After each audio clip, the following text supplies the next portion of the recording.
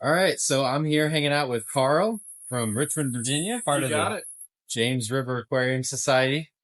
Super excited to be here. This fish room is awesome, and yeah, it's gonna be a blast. Yeah, I think this is the second time you've been up to my fish room, and I'm excited to get some video on it. So yeah. So we're gonna start over here in the corner. Yeah, and I mean, you got some empty tanks here. I do. So I'm getting ready to start keeping shrimp, which I've never kept shrimp before. Nice. So I'm getting ready to set up 2 shrimp tanks. And I just won an RO system at a raffle at the Carolina Aquatic Exchange a few weeks ago. And so I'm learning about RO water. Okay. So I figured I'd start with shrimp. And this is my daughter's tank right here. So she has she's got a beta and some angelfish. She got at the JRAS auction. And then we got a couple Amazon puffers in there. Oh yeah. Okay. I didn't see the puffers. I saw the angels and this is the fluval flex. It is, yes. And actually I'm kind of doing something similar to this. So what substrate are you using for your shrimp? That is something from Oase, and it's called some type of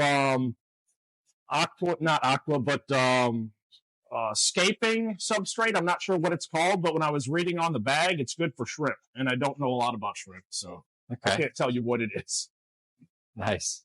All right, well, I'll look into that. I think I just got some of the fluval stratum I was thinking of using, but I've seen that before too. So yeah. And you know what? Well, we'll come back to the sink and stuff, I guess, when we talk about the structure. You got a little golden killifish. There's a golden killifish. There's a pair in there. So I'm hoping that they'll breed in the near future. Nice. I got some Christmas moss in there with them to try to help it out. Nice. Yeah. Cool. And I was just looking at this angel over here. Oh my gosh. Yeah, so this is a suspected pair of angelfish. They have not bred yet, but I'm hoping it is a pair. And then some bronze cories. I got some bronze cories at the bottom in there with them. So I actually got a pair. I think it's a pair at the auction recently.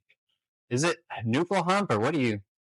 I don't know what that is. I mean, I guess I haven't ever figured out how to sex angels. I don't know either because I got these at the fall auction last year, and they were from someone named Grace Doyle. I don't know if you got yours from her.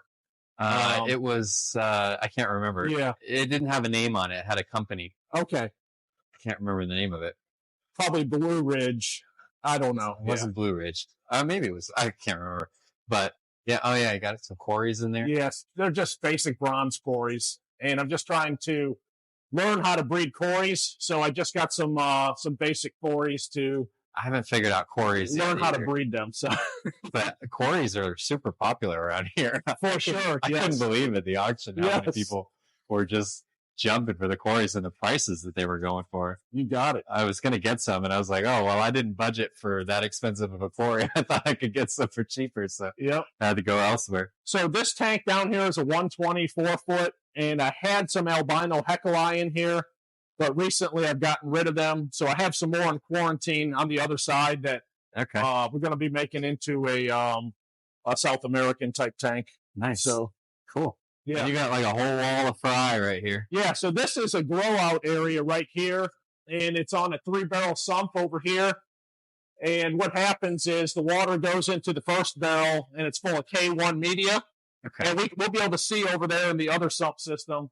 And then it comes out the top and goes to a big 4-inch foam sponge. And then it goes through bio balls and then comes down into the bottom of the other one, and the pumps and the heaters are in there. But we'll be able to see that over there. So these in this tank right here, this is a 154-foot tank. And we have some red empress, super red empress that are growing out in here. And then some red and yellow OBs, and they got a little platinum color to them. And then there's 3 Madoka white lips left from my original breeding colony that I'm growing up in here. You can barely see them. Nice. So you said you're going to start pulling more fry here soon. How long have these been growing out? These have been growing out for a year and a half. Okay. Yes. Gotcha. It takes a long time, right? Yeah, it does. But I wish it was quicker. Yes. You got more fry up here. Yeah, so in here, I have some, these are iceberg fry, And these are OB Taiwan reefs in there with them. Okay, nice. Yep. And then these are more iceberg fry right here, with some more OB Taiwan reefs in there. Yeah. And then in here, these are super red empress right here. These are rostratus, or the sand diver cichlid. This is tetrastigma. And then these right here are dragon blood, just regular dragon blood alanicaras. And what else is in here? I think that's all that's in that tank. Okay. And on the end over there? On the end over here, we got some yellow labs that are growing out. And maybe something else. Yeah, something else. Let me read the tank. Oh, some Petrotilapia chitumba and some Protomelis hirte. And we've got some F1 lawandas in there. Nice. I couldn't see with the reflection on the glass. See, my biggest problem with fish keeping is that I like to keep everything. So right, it's my goal in life is mediocrity in all things. So, but the Malawis is such a so many different. Like I have my peacocks, and I have to look up their names from the order that I got because there's just so many different ones. But oh man, so like, this is my OB looks just like this guy. Yes. I love the blue and the white. Yeah, so these are platinum OBs, reds and yellows again. There's Alanicara, Solosi, green face in here growing out. Nice. And this is a 210-gallon acrylic. 200. Nice. And I see you've ordered from Aquarium Co-op. Yes. My room is covered with the stickers too. But and then what is it? I know this one. I'm trying to remember the name of it. Yeah, so that's just the God, I can't remember the name, but it's so common. But it's the giraffe cichlid. It's the it has a common name. It'll come to me. And then they're there's kind of mean though, aren't they? They I've heard they can be kind of. They're a half, and they can get up to about 8 or 9 inches. Okay. Yeah. And then these are rostratus, the sand diver cichlids in here, and then some Petrotilapia chitimba. These right here, they get like a bluish type color. So nice. And this is another acrylic. That's an acrylic, and that's a 180-gallon acrylic tank. Yeah. Dang. And see, this is what I always talk about with the stands. I mean, those are just 2x4s. It's just 2x4s. And the basic principle is whatever is up here supporting the tank, I have another board that's on the edge coming down to support it. All that weight directly down? Yeah, all the way down. That does it. But, I mean, so many people kind of overbuild their stands. Although I have had stand problems where I've kind of underbuilt them. And right.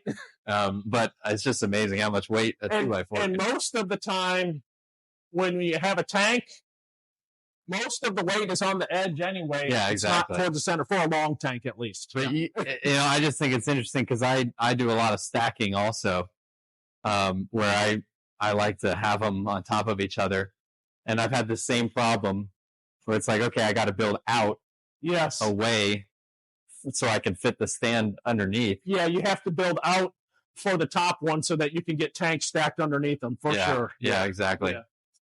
All right. All right. We got some big boys here. Yeah. So this is a big Oscar, albino Oscar, and someone donated him to me at one of our auctions we had at JRAS.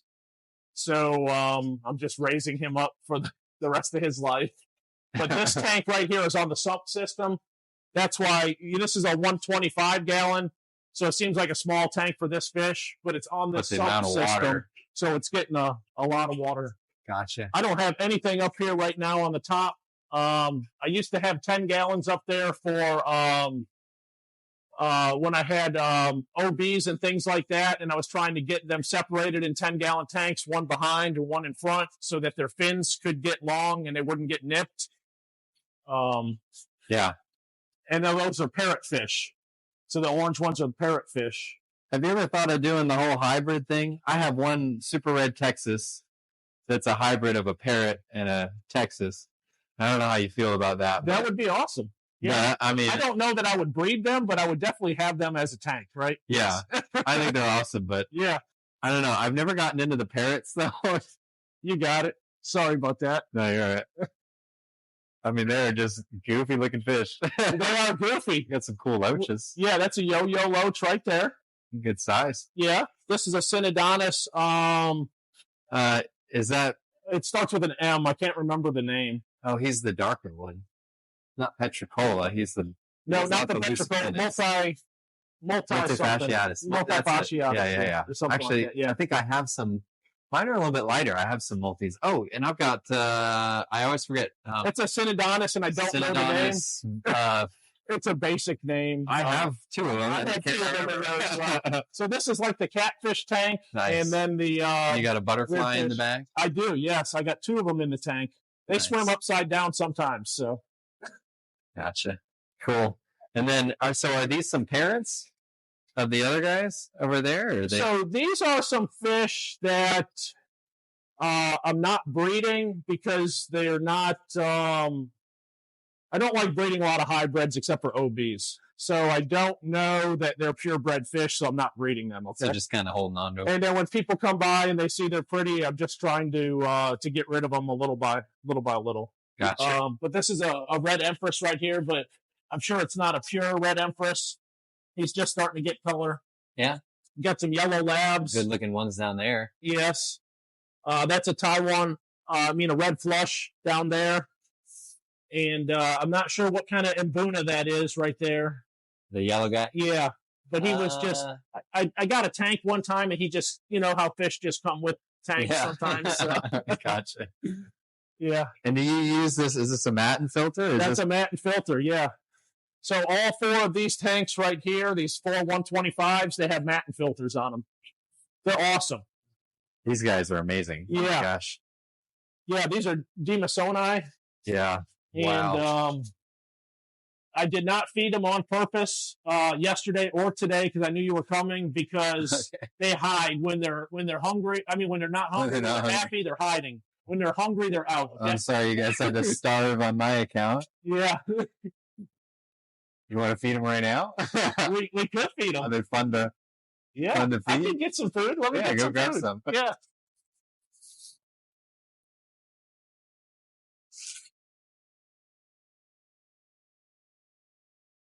I mean, I feel bad. They starve for me. Oh, no, they're good. They're good. No, now they're not even eating because they're scared of us. They'll come out though. Fish are always hungry. They will figure it out. But these dominant males, oh my gosh, they are just stunning. There was a guy named Frank Coward in Maryland, just up past DC, and he shut down his Fishroom last year, and these were the last of his breeding colony that he had. So. Okay. Well, maybe I need to leave them alone so that they'll actually eat. You got some feather fins here. I do have some feather fins. Man. Which ones are these? I don't know the name, the Latin name, but they're orange caps. Okay. The basic name is an orange cap. Yeah. And it's 1 male and 3 females, and they are wild caught. Nice. Have you bred them yet? I have not. I had got them about 4 months ago when I went to a Capital Cichlid Association meeting. So I've got some foyer, Cyatopharynx foyer. That's like the ultimate. I know. I just moved them to a 125. They were in a 210, but there were too many other fish in there. Yeah. And so I just wanted to give them more space because the other tank had more rocks. So I kind of have something like this where it's not much in it. They've started digging pits but it just takes forever. That's the thing about Tanganyikan that I love.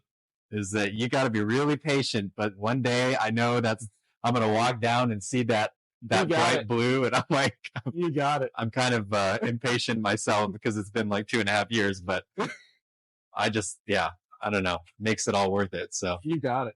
Yeah, I heard they're pit spawners, so these haven't started making a pit yet. But if yours are, I guess they have, but they're not as big as yours. They're not that big yet. But I don't know, maybe they aren't quite as big, but. I was telling my wife how they breed, the males drag their fins through the pit and trick the female to grabbing the egg spots, and she was like, "That's so mean." But anyway, we can keep going around the outside. Man, there are some stunning. Oh my gosh! Yeah, there's some stunning fish in here. So some of these are just throw-offs of when I was breeding OBs. But these are dragon bloods right here, or firefish. This is an Alanakara salase green face. This is a blue dragon blood, which is a throw off of an OB. These are eye biters. I'm stuck with a couple females because I've gotten rid of all my males. And these are where's the red? These are the females for redfin borley eyes right here. The colored up one is? Oh, this is a female. That's a female right here. But the eye biters take a long time to. They do. They do. Looks like somebody got bit. Somebody's eye got bit. Yeah, his eye.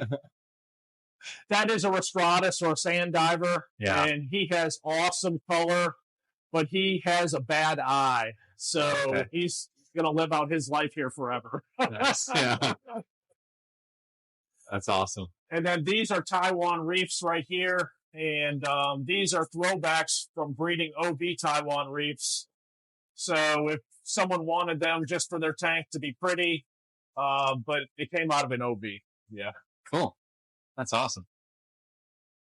All right, more, what do we got? More Malawi. Yeah, so what's going to happen, this is a 180 right here, and what we're going to do is we're going to put all of our, we're getting ready in this tank here to put all of our iceberg flyer eye from grow the other outs. side. Have some in a 75 and then the 240 breeders, and they're all going to go in here so they can start getting some size. Awesome. And then this guy, you got the loach and the pleco. Yep, a yo-yo loach and then an albino chocolate pleco. Man, he's awesome. Yeah, he's big. I got him swimming for a split second. He was out, and I just barely missed him. And he's kind of, come on. You can see him down there. There you go. You go over here. And then these guys here are Oreochromis esselantis. And I can't remember the lake they came from, but they get big in the 8 to 10 inch range. Nice. And they have a nice burgundy sheen when they start getting bigger, when the males start to become prominent. And are they Malawi? They're African. I'm not sure if they're from Malawi. Okay. Gotcha. Yeah. Yeah. I feel like plecos grow more and more on me with time. When I first started the hobby, I was like, why would you want it? That's ugly. And just the more time goes on, I'm like, they're just such stunning fish, and they have personalities. It kind of surprises me. But you got it. Yeah, I know what these guys are. Yeah, so these I got from you, the Isochromis pisciatus, or the pitch black fulu, and we have some males in here. I know that the lighting is not good, but sometimes the males are going super black. Yeah. With red finnage. You can tell this is a male for sure, right? Oh, yeah. Here. Yeah. Like and there was 5 or 6 females in here that are holding. I think there's one there. There's one. That's holding right now. Yeah. Yeah. Yeah. They're such a fun fish. Yeah. They're very active. And then this is a Taiwan reef. This guy right here. And then there's also lemon jakes. These guys are lemon jakes here. Whoops. And another pleco. So it's just 3 different fish that I can tell apart. Well, and that's what I try to do in my big tanks. Yeah. So the blood throats go really well with the fulus. I actually just keep them with the fulus. Okay. Yeah. The fulus the blood throats will kind of hide, but the blood throats are a great dither. Or the fulus, mix them up, are a great dither fish. Yeah, and the blood throat is a fish that you just brought me, and we're going to be getting that fish going. So that's awesome. Yeah, that'll be a fun one to breed together with these guys. Oh, and these are these are the Nicaraguans. So these are the Nicaraguans. What I have left, and there's also some Geophagus red humps in here. Yeah, some Steindackeri. Yep, and some more Oreochromis essulantis that I got from someone else, and they actually have a collection point, so I'm keeping them separate in case they breed. Okay, that's awesome. Yeah. Oh man, I love the Nicaraguans. So cool. I can't wait till they start getting color. Yeah. Man, that's awesome. All right, well, let's flip around here. Yeah. And Calvus? So these are black Calvus. Their collection point is Lapoda. They do not like to come out a lot. So I have a lot of hiding places for them in there. And I got them when they were about 1 inch from an auction, and some are 1.5 inches, and some are 3 inches now. What are the names of these caves? I always forget. They're just Calvus caves. Calvus caves, okay. And they come in doubles and singles. Okay. So, and so if you look up Calvus Cave online, it'll just take you straight to them. Yeah. Yeah. And they're cheap. They're like $6. You got an albino bristlenose in there? There is, yeah. Ooh, just no Calvus today. That's all right. No Calvus. All right. Yeah, then these are bicolor 500s. I think that there's 8 females or so in here. All right. And these are the Lake Turkana jewel cichlid. I'm not sure if we could see them. The Exul, Rubicomus. Usually jewels aren't shy. Yeah. I don't know. And I have another pair on the other side that is super red, so we'll be able to see them on the other side. Oh, we got some peacocks up here. Yeah, this is some flavescent peacocks. Okay. The male's just starting to get some awesome color, and he's just in there with 2 females right now. All right. So those are the ones that you're going to breed and pull from? Yes. Oh, we got some Hecali here. This is the one you were talking about. So all these fish here are Calvus. New fish to me, and they're all in quarantine. Okay. So some have been in quarantine longer than others.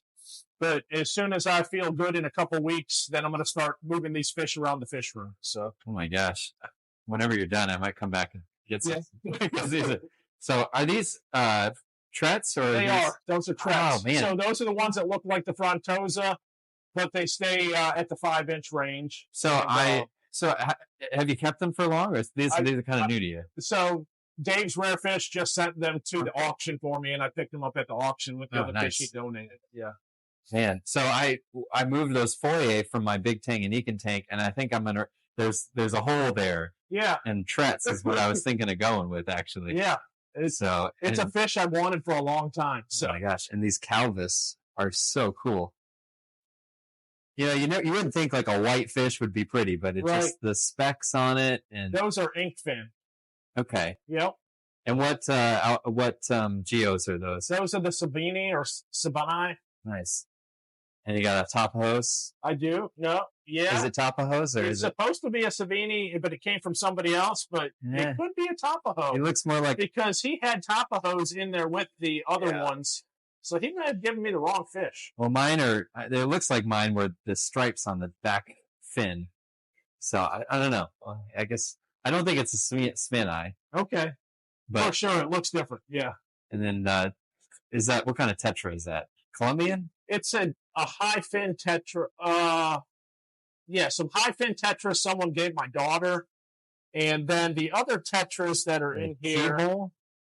What's this guy? I'm trying to remember. Yeah, so those guys there are Sebrums, small Sebrums. Small Sebrums, okay. And I don't have the name written on the tank. I don't think I've ever seen a Sebrum small. But and these are peppered cories. There's a breeding group of 6 peppered cories in here.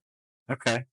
And these are the Pseudotropheus solosi. The females stay yellow, and the males get the blue color. And an albino rainbow shark? Yeah, those are my daughters, yeah. For sure. I'm glad I'm not the only one whose kids influence their fish choices. Yeah.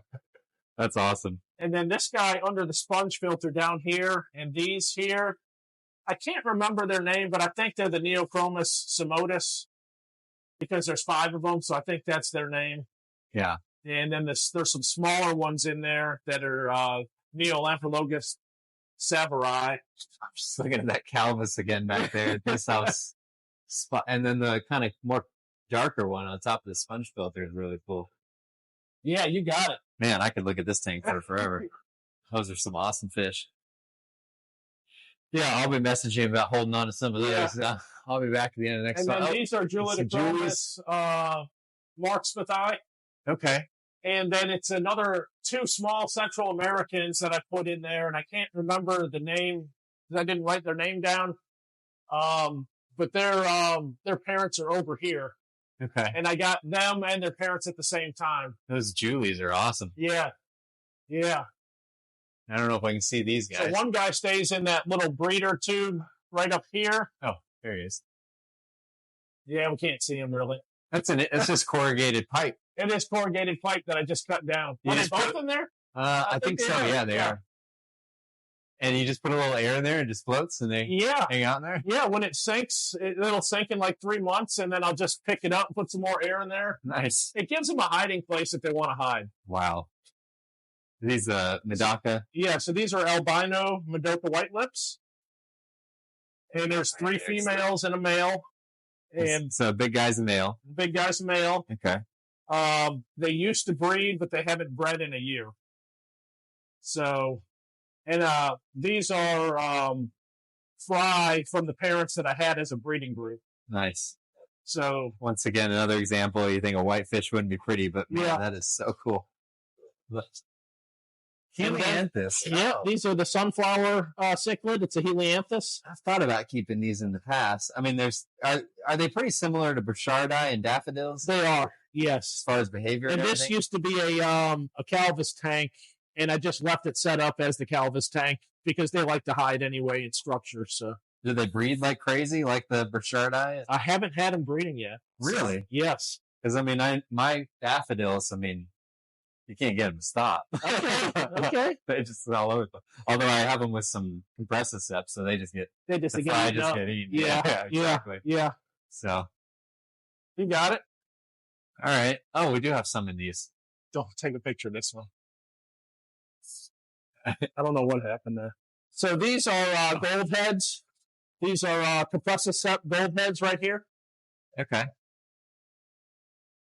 So I had a wild caught. The parents of these? I had a wild caught colony, but I've gotten rid of them, and these are the F1 fry that I have left from them. Yeah. So my goal is to just raise them up and have an F1 breeding group. Okay. Cool. Yep.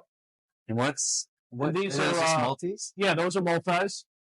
Nice. They used to have a 29-gallon tank, and I've made some changes to the fish room, so they got put in this 10 until I could find them a new home. So that's why there's so many shells. Yeah, so take your pick, guys. Yeah, there's 4 in there, but whenever they come out, yeah. And then what did we say was right here? Was this this a Fulu? That's a Fulu, and she was holding. I'm not sure if she's still holding fry in her mouth. I don't know. I can't really tell. She needs to turn sideways to show us. Yeah. All right. Who do we got here? That's a bicolor 500, and she was looking a little iffy in the breeding tank, so I separated her over here by herself. Yeah. Anything down here? No, nothing in the 10 gallons right now. Nice. All right. Yeah. Around the outside. And then these are black Schultzi corridors. I think there's 10 in there altogether. Cool. Anything in either of these? Yeah, so this tank has some gold blazer cories. Oh, there you go. And then it has some long fin red bristlenose plecos in here somewhere. Growing out or breeding? Breeding, yeah. Doing what they... I think one is under this log. I can see his tail sticking out. I think. Another love-hate relationship with plecos? Yeah. How would you like to spend $500 on a fish and see it once a year? Yeah. And then these are Venezuelan cories in here. There's one right there. Yeah. They're still on the smaller side. Yeah. Oh, there we go. There he is. Okay. Cool. You got it. A cories at the end here. You got some more. Yeah, some bicolor 500 fry. A few in here. And then a few Leptorus green fry in this tank. And these other ones, there's nothing in them right now. So, okay. And I see here's our jewel. Yep, that's a Lake Turkana Exul jewel cichlid, and these are some Julidochromis bemba. Bemba. Yep. Okay. And so I've always wanted to keep jewels, but I've always been intimidated by their reputation for being jerks. Right? True or false? Well, they can be jerks, but they're in here with. I know. I see themselves. Them fish. So, well, but they're with the Julies, and they seem to be getting along. Yeah, the Julies can hide. So. Okay, so as long as like Tanganyikan fish hold their own, right? Yeah, they do. And size doesn't seem to matter. No, it just doesn't matter how small they are. Wow. Yeah, that's a tetrastigma. Okay. So I'm trying to grow up the other fry to make another breeding group, but that was my breeder male. He looks amazing. Oh my gosh. That's awesome. And then these are the same ones that were down there, the egg jewel cichlids, the jewel cichlids, and that's the breeding group. I mean, even if that's the male right there, and there's the female. She goes in and out of color, but when he's looking like that, they're getting ready to have fry soon. So, oh my gosh, that is amazing. See, that's the thing is like, I don't care if they're jerks; they're amazing looking. Yeah, so, I mean, as long as I got a place to get the fry, get rid of the fry, I'd be happy with it. Oh my gosh, I just can't get over how stunning that guy is. All right, so I see some more Julies up here. Yeah, so those are Julidachromis mulleri up there, and there's some F1 blue neon peacocks up there, a male and a female. Okay. You got a lot more Tanganyikans. Did you get more Tanganyikans? I did, yeah. I feel like I want to transition to more Tanganyikan. Okay? Yeah. So. I feel like you didn't have this many last time, and I mean, those are my favorite. I've got my largest tank is 210 gallons, and that's what I've got in there. Yeah, so, yeah. Oh my gosh. And these are Placidachromis johnstoni, 5 females, 1 male. I lost my original male, and the guy from Maryland Cichlids, Joe, sent me that male about, I don't know, a few months ago. Okay. Wow. So, and that's the male and the females. It is, yes. So even the females, those stripes are pretty cool. Yeah, this is one of the unique fish that you like to look at more. Yeah. Right, as a female. Right? That's one of the reasons why I've always had trouble. I like Victorians in Malawi, but it's always just a little like, well, how would you like to have one really pretty fish in a... You got it. But so anytime you can find something like that, that both sexes. Yep, and then these are a Neolampologus, and I cannot remember the name of them. Oh, there they are. Because I don't have it wrote on the tank. I scared them away. But I got some juveniles and a 3 or 4 breeder size fish in there. If you look right up at this angle, you can see one of them. Oh, yeah, there it is. Up in there. Oh, I don't remember what the name of it is either, but I've seen pictures of it. Yeah. I recognize that from pictures. So are they pretty skittish, or yes, they only come out during eating time. So are these their babies? They are, yes. See, that's the other thing that I love about everything Tanganyikan is that you can breed them in a group. Yes. Everything else I have to strip fry or worry about whether or not they're going to get eaten. But that's right. But all Tanganyikans, all right, there's a really pretty one up there. I'm going to get up there in a second. Yeah, so these down here are some super red empress. Okay. And then I have an OB iceberg flyer eye group in here. And the male hides up in the clay tube. Nice. And then these are iceberg flyer eyes that are growing out. Look at him. He knows who's the boss. Yeah, he's going to be the breeder for sure. Look at his color. That's amazing. So what is he F1 or is he Yeah, he's F1. Yeah. Nice. Yeah. I'm going to have to ask you later where you get all your stuff from. You got it. Don't tell everybody else though. And then these are the blue gold cichlids right here, and they have another Latin name. But I think I have two males and 2 females in there. 1 female's holding right now. Nice. And then we got some Hillstream loaches up in here. Okay, that's another one that everybody keeps telling me to get, and I have not pulled the trigger on yet. Yeah, and they are breeding in there, and I have not pulled the fry. And the lady that used to be in our JRAS club that moved to Raleigh that gave these to me, she said I need to start pulling the fry, and they'll start breeding more again. So nice. So did they live up to the hype? I can't really see any right now, but let me stick some food in there and just see if we can get them to come out. I always hear people talk about how amazing they are, and they look cool. They're very active, active. So, I mean, I definitely agree they look cool, but I guess I just haven't found a spot to put them yet. I mean, maybe the more of a community tank, maybe my fish are usually just too mean. When I put food in there, they come out of the woodwork. So, oh, actually, I do see something moving down there. Yep. Oh, yeah, I see him. Yep, you're right. They They're just hungry. And they just eat real fine fry food, right? So, yeah. And then the light stays on this tank. It's on a timer more than usual. And I just grow a lot of algae. So nice. So you just chuck your plants in there and they clean it up? Yeah. Nice. Are they hard to breed?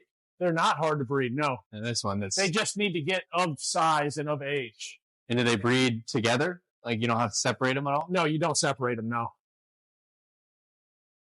All right, well then I guess I need to get on that because I've actually almost ordered them about 3 or 4 times and then I end up going for something else. You got it.